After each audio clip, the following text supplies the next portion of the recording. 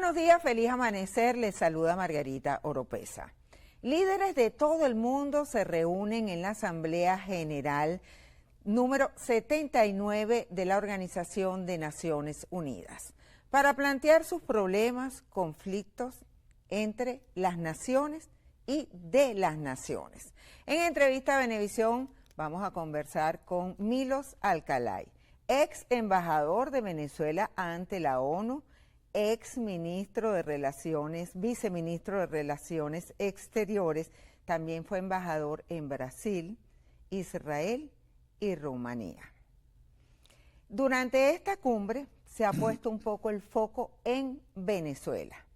El presidente de Estados Unidos, en su último discurso ante esta instancia, Joe Biden, señaló, y lo voy a decir textualmente, que en Venezuela votaron por un cambio que no puede ser negado, que no se ha reconocido.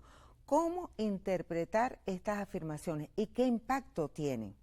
Bueno, el debate general de Naciones Unidas, que es el que estamos viendo hoy y que vimos ayer, es el momento estelar en materia de presencia de los jefes de Estado y de gobierno de todo el mundo.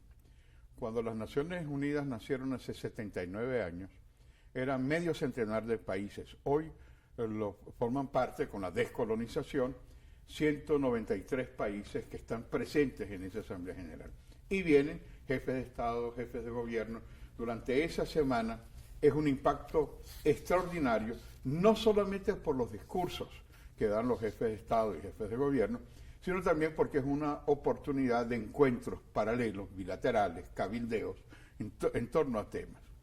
Si tenemos tiempo, después voy a hablar algo novedoso en esta cumbre, que no solamente se dio el debate general, sino también precedido 2 días antes por lo que se llamó la Cumbre del Futuro, la reunión durante 2 días de los jefes de Estado, jefes de gobierno, para proyectar las bases de todo un programa para los jóvenes, para la sociedad civil, para las mujeres y un acuerdo para tratar de desviar la atención de un mundo en conflicto. Pero regresando concretamente a Venezuela, no solamente las declaraciones del presidente de los Estados Unidos, el hecho de que jueves el secretario de Estado Blinken ha convocado una reunión ministerial, a nivel ministerial, para tratar el tema de Venezuela, las declaraciones de varios jefes de Estado de Europa, como la primer ministro de Italia o de América Latina. El G7. Pero en nombre del G7, pero digamos también, además del presidente de los Estados Unidos, las intervenciones de varios jefes de Estado de América Latina sobre el tema de Venezuela. Lo que quiere decir que en un momento álgido en donde se trata de la guerra en Ucrania, la guerra en el Medio Oriente, las amenazas a Taiwán, aflora el tema de Venezuela, porque Venezuela es, en este debate general, uno de los temas claves que ha interesado a jefes de gobierno y de Estado de nuestra región y de otras partes del mundo. precisamente presidentes latinoamericanos han expresado su preocupación por lo que ocurre en Venezuela. De hecho, los presidentes de México, Brasil, Colombia y España se reúnen para abordar este conflicto. ¿Cómo pueden intervenir ellos? Y además de simples recomendaciones, ¿cómo pueden que sea efectiva la intervención de estos países en el conflicto venezolano?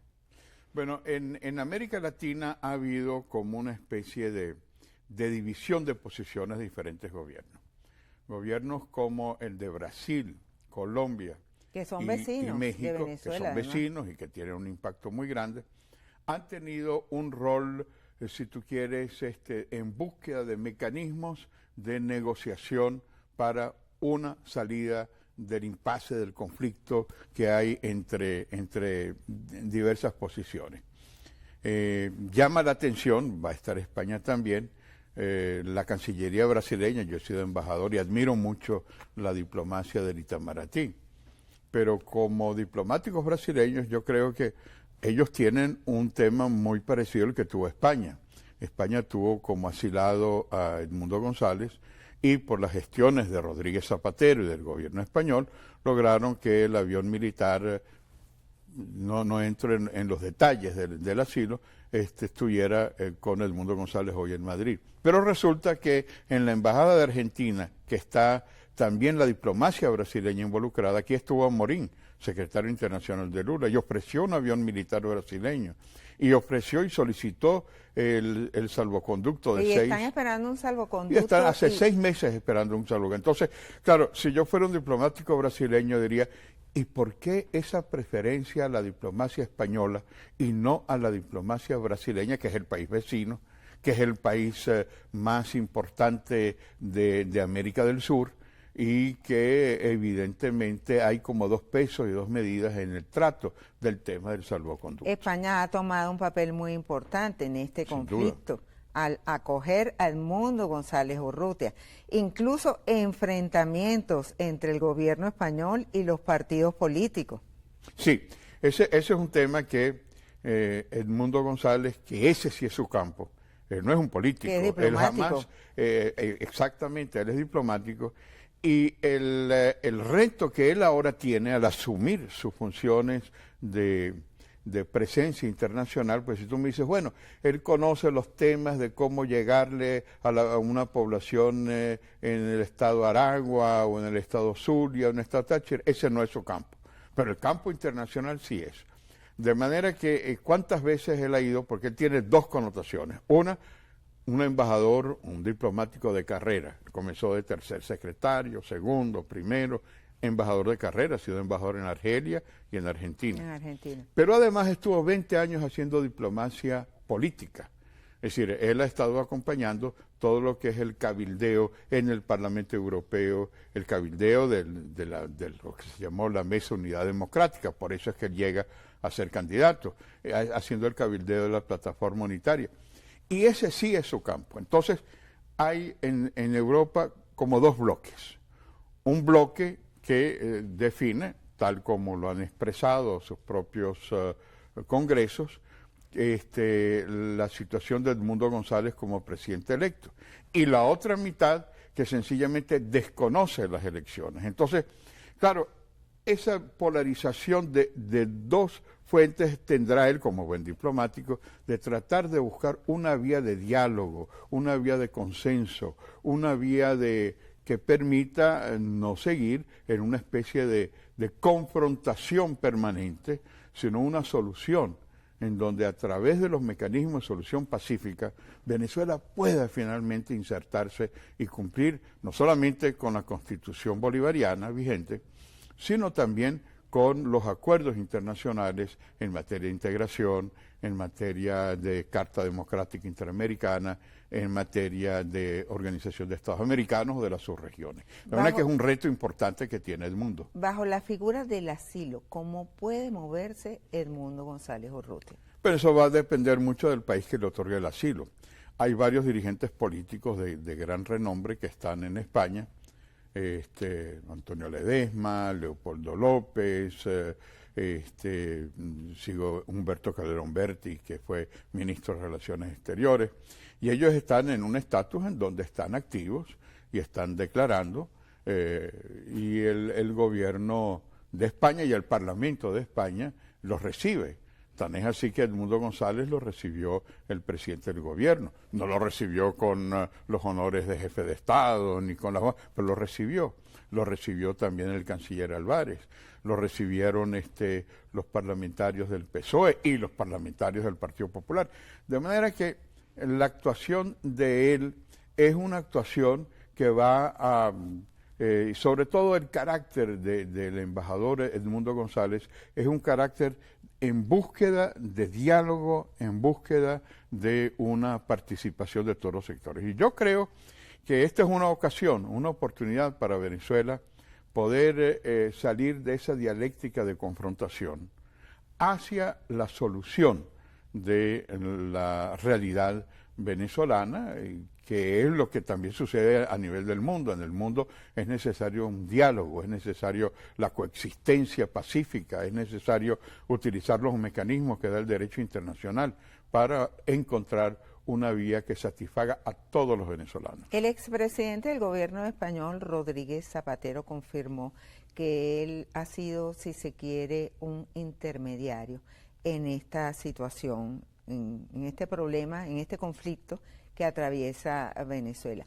¿Cómo ve la figura de Rodríguez Zapatero, el papel que está jugando en estos momentos? Sí, yo te diría que hay dos temas. Todo lo que sea la búsqueda de una solución pacífica es bueno, pero hay instituciones que hay que tener mucho cuidado. El asilo es una institución sagrada que viene de la época de los griegos, de las Olimpiadas griegas, que viene de la época del Imperio Romano, que viene de la época del jus gentium, del derecho de gente. Siempre se ha respetado el derecho de asilo que protegía a aquellos perseguidos de hoy, que mañana podían ser los jefes de Estado o de gobierno del mañana. Y el manejo del asilo ha sido un tema casi que sagrado. Entonces, no me refiero a la conclusión que ha sido positiva, sino el hecho que las dos personas de más alto nivel del Estado, que es la vicepresidenta de la República y el presidente de la Asamblea Nacional, que además es el negociador de los acuerdos internacionales, hayan ido dentro de la Embajada de España, que tenía un asilado, que es el señor Edmundo González. ¿Esto es nuevo en Venezuela? No. Hace algunos años, dos hermanos que estaban en aquel momento en su poder, que es Tarek El Aizami y la fiscal Haifa El Aizami, convencieron al gobierno de Arena de El Salvador, que tenía dos asilados, el comisario Forero y el comisario Vivas, para que le hicieran un juicio fuera de la embajada. Y eso normalmente no tiene precedentes. Entonces, claro, yo creo que el fin, como dicen los franceses, tout est bien qui finit bien. Todo lo que termina bien está bien. Pero hay precedentes que no debemos volverlos a usar. Por ejemplo, sería inaceptable que un alto funcionario del gobierno, invocando al presidente de la Embajada de España, solicite ir a negociar con los 6 asilados en la Embajada de Argentina, protegida por Brasil, porque eso no se estila en el asilo.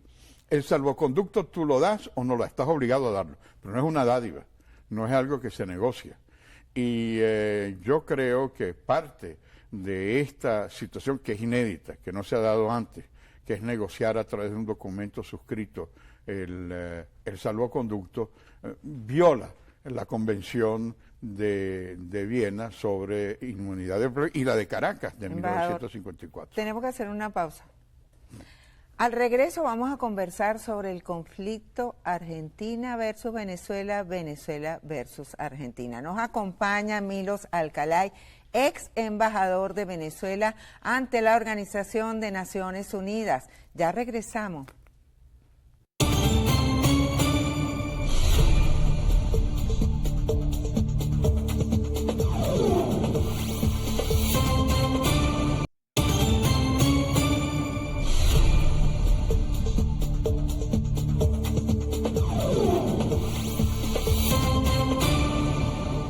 Continuamos en Entrevista a Venevisión conversando con Milos Alcalay, ex embajador de Venezuela ante la Organización de Naciones Unidas. El conflicto entre Venezuela y Argentina pica y se extiende.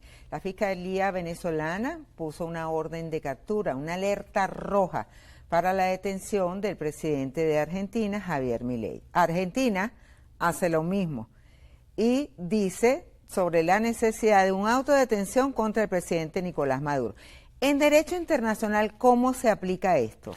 A ver, yo creo que en la realidad actual, el Poder Judicial, no solamente en Venezuela y en Argentina, sino en Brasil, en Estados Unidos, ha ido entrando en una politización cada vez más grande, en vez de cumplir su rol jurisdiccional y no político. Entonces, a pesar de que esta demanda es de jueces argentinos, que comenzó no ahora, sino hace mucho tiempo por una cumbre que iba a hacerse durante la época del presidente kirchnerista. Y bueno, fue una decisión, hay una reacción, pero esos no son los canales. Existe con el Tratado de Roma la Corte Penal Internacional, que es la que debe velar por el cumplimiento, no en Venezuela, sino en todo el mundo. Si hay violaciones de lesa humanidad, no es el Tribunal de Argentina o de Ecuador o de Chile o de Venezuela que debe verlo, sino que Venezuela es parte del Tratado de Roma, que establece una Corte Penal Internacional. Y aquí ha venido el fiscal varias veces y se ha reunido con Maduro y tiene una oficina de la Corte Penal Internacional que está procesando las demandas de lesa humanidad. Ese es el mecanismo entonces, ante la Corte Penal Internacional. Yo creo que la jurisdicción universal, que se discutió en muchos foros, en el caso anterior, porque la Corte Penal Internacional es nueva, es reciente, entró en vigencia en pleno siglo XXI. Y cuando no existía la Corte Penal Internacional, bueno, se podría pensar en la jurisdicción universal en tema de derechos humanos. Hoy en día hay una corte internacional, y es una corte, a diferencia de los otros organismos, que no solamente recurren los estados, sino las partes afectadas, las víctimas pueden recurrir. De manera que yo creo que en vez de un ping-pong entre los poderes judiciales de Venezuela y el de Argentina, tendría esto que ser canalizado a través de una Corte Penal Internacional, que es la que está en La Haya. Embajador, el grupo G7, que son países potencias occidentales, conformado por Alemania, Canadá, Estados Unidos, Francia, Italia, Japón y Reino Unido, solicita al gobierno nacional poner fin a las violaciones de los derechos humanos en Venezuela. La importancia de que este grupo haga esta petición. Bueno, yo creo que el tema de los derechos humanos es el tema más importante y relevante cuando te decía que hay que buscar una solución al impasse. El tema de derechos humanos ha cobrado en el mundo, basta con ver los discursos en el debate general de Naciones Unidas, es un tema absolutamente prioritario, sea en el G7, sea en el G20, sea en la Asamblea General, sea en la Comisión de Ginebra de Derechos Humanos, sea en La Haya, en la Corte Penal Internacional, sea en la Comisión Interamericana de Derechos Humanos, sea en la OEA, sea en el Pacto Andino, etcétera, etcétera. Entonces, es que hay una sensibilidad muy grande, porque la dignidad humana, que es uno de los 3 temas que se tocaron para este debate general, la dignidad humana ha ido cobrando una búsqueda de defensa de los derechos humanos que es fundamental. De manera que el G7, al expresar esta posición, expresa un sentimiento planetario en el que el tema de derechos humanos es sagrado y las violaciones de derechos humanos tienen sus repercusiones, como la que señalaba antes en la Corte Penal Internacional, que está estudiando los casos, pero también en otros organismos internacionales. De manera que lo que yo creo que es absolutamente necesario es seguir una vía que nos permita a nosotros salir de la situación actual y aplicar las recomendaciones que los convenios internacionales, pues no es un capricho, hay convenciones internacionales de derechos humanos, hay convenciones internacionales que tienen que respetarlo, no solo Venezuela, sino los 193 países del mundo. El portavoz norteamericano Brian Nichols asegura que Estados Unidos impondrá más sanciones contra Venezuela. ¿Qué repercusiones tendría en este momento esa decisión? Mira, es difícil entrar a discutir este tema. Yo lo que me sumaría es a la declaración que dio Edmundo González en el sentido de que él no opina sobre las sanciones. Pero lo que diría es, le ha dado a algunos de los países del mundo una respuesta frente a una realidad que no ha sido a causa de las sanciones, sino a la falta de gobernanza, a la falta de visión, porque cuando uno ve en países en donde hay problemas en cuanto a vivienda, salud, economía, la ruptura de los mecanismos de protección del ciudadano, no es por las sanciones, sino por la ausencia de una gobernanza abierta a todos. Uno de los temas que en la Cumbre del Futuro se plantea, que es necesario incorporar a todos. No se puede incorporar a parte del país frente a la otra parte del país, sino que hay que buscar mecanismos que nos permitan a nosotros enfrentar los gravísimos problemas que hay en Venezuela y en el mundo con una agenda hacia el futuro en donde todos participemos y todos tengamos una mejor calidad de vida para los venezolanos en Venezuela y para los 8 millones de venezolanos que están fuera del país. En el foro de la ONU, el canciller de la República, Iván Gil, pidió el cese del bloqueo contra Cuba y contra Venezuela. Sí, el canciller de Cuba pidió el fin del bloqueo a Cuba, punto. Es decir, Cuba está defendiendo su posición y Venezuela está defendiendo la posición de Cuba y de Venezuela, bienvenido sea. Esa es la opción que tiene el canciller. Pero lo que yo creo que es importante, en vez de estar preocupados cada vez hablando de Palestina y del Hamas y del respaldo al Hezbollah y del respaldo a Cuba y de los ataques al imperialismo, al colonialismo, al fascismo, tendría que buscar un mecanismo de proyectar las bases de una Venezuela abierta a que sea de nuevo una tierra de gracia abierta a todos como lo fue hace medio siglo, y que Venezuela tiene que proteger sus propios intereses, no los de Cuba o los de Palestina.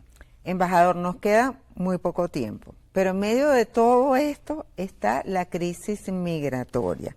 El presidente de Chile, Gabriel Boric, en la ONU, aseguró que su país no está en condiciones de acoger más venezolanos. Se pone chiquita, ¿no?